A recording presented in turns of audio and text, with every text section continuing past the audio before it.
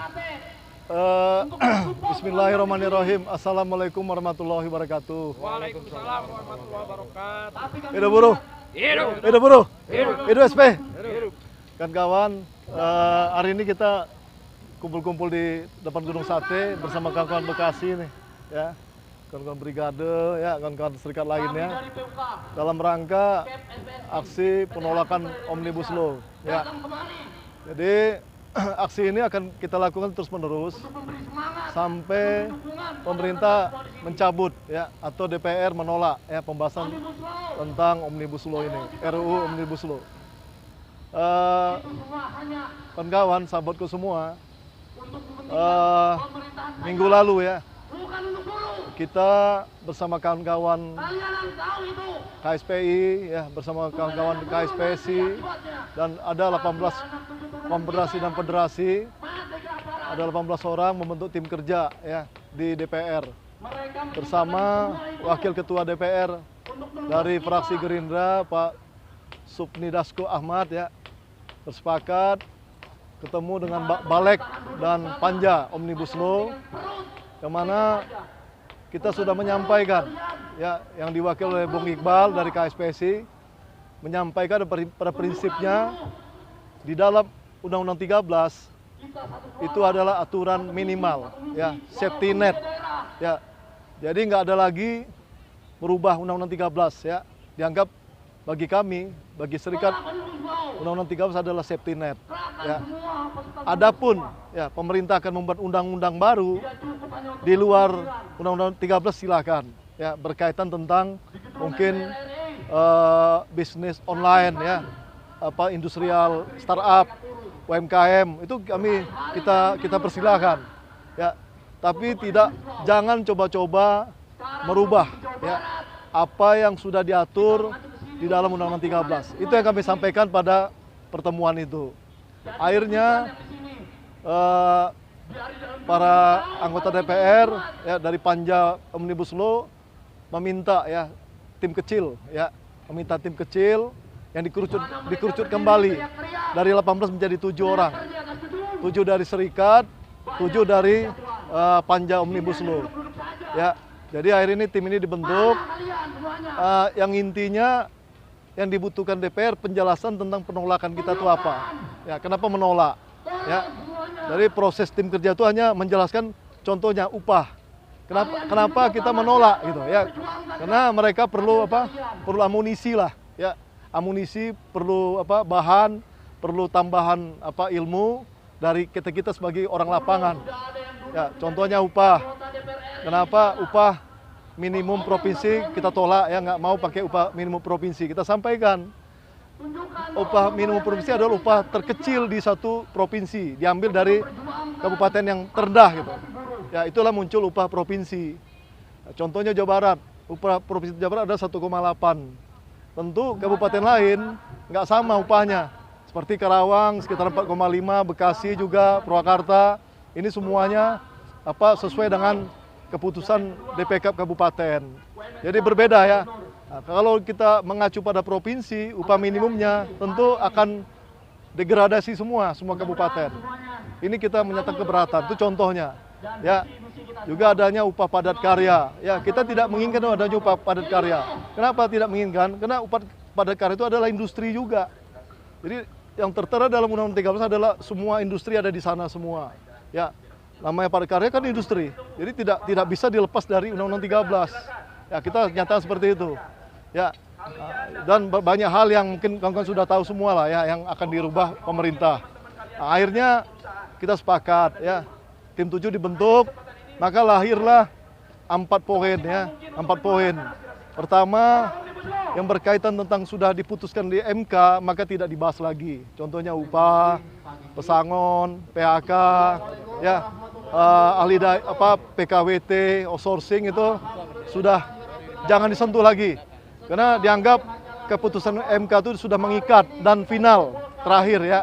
Ya, adapun di 13 mungkin masih ada kekurangan, tapi di MK sudah difinalkan. Jadi nggak ada perubahan lagi, udah cukup, ya, sampai di situ. Kedua, masalah berkaitan tentang pidana, kita tidak mau dikeluarkan. Tetap ada sanksi pidana bagi pengusaha, ya. maka itu tetap ada di 13.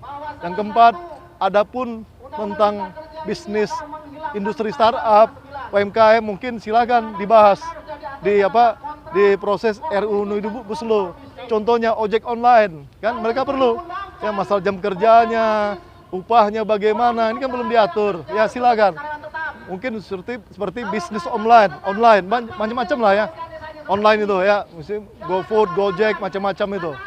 Ya, sekarang kerja di rumah kan online juga. Itu perlu diatur. Terus UMKM itu perlu juga. Kenapa? 97% bisnis di Indonesia adalah UMKM. 3% adalah industri, ya. Tapi industri walaupun kecil, tapi hasil dari industri ini lebih besar daripada UMKM. UMKM belum diatur, ya. Belum diatur sama sekali, baik upahnya, jaminannya, ya, dan lain-lainnya belum diatur. Silakan, ya, diatur baru gitu. Ya, yang berkaitan tentang industri, kita tetap menjaga, ya, tetap pertahankan 13.000 itu adalah harga mati. Ya, 13.003 adalah harga mati, ya. Kita tidak mau ada perubahan di situ. Ya, kami pun siap mati, ya, untuk mempertahankan itu. Ya kan? Ya, siap mati nggak? Ya, kami pun siap mati untuk mempertahankan keberadaan Undang-Undang 13, ya. Mungkin Bang, pemerintah sekarang kan udah melihat bahwa kita propaganda dan segala macam di setiap elemen buruh dan segala aktivis. Apa memang pemerintah terus akan niat untuk membahas tentang masalah rancangan undang-undang? Ya, namanya perjuangan perlu propaganda. Ya, penolakan ini terus menerus, baik dilakukan oleh PUK melalui internet, ya, melalui Facebook, melalui pasang spanduk di pabrik-pabrik, dipasang terus menerus. Ya, jangan putus-putus, jangan menyerah, jangan pantang mundur, lakukan terus menerus, dan juga kita akan aksi terus menerus. Kita sudah sepakat di Aliansi Nasional, sudah sepakat. Silakan. Ya, sekarang ini kita bebaskan terus menerus. Ya, baik SPMI, KSPI, KSBSI, tapi pada satu saat kita akan bersatu. Ya, di ujung dari perjuangannya akan bersatu untuk bagaimana kita menentukan nasib kita. Ya, jadi jangan dianggap kita dipecah. Kita tidak pernah pecah, buruh tidak pecah.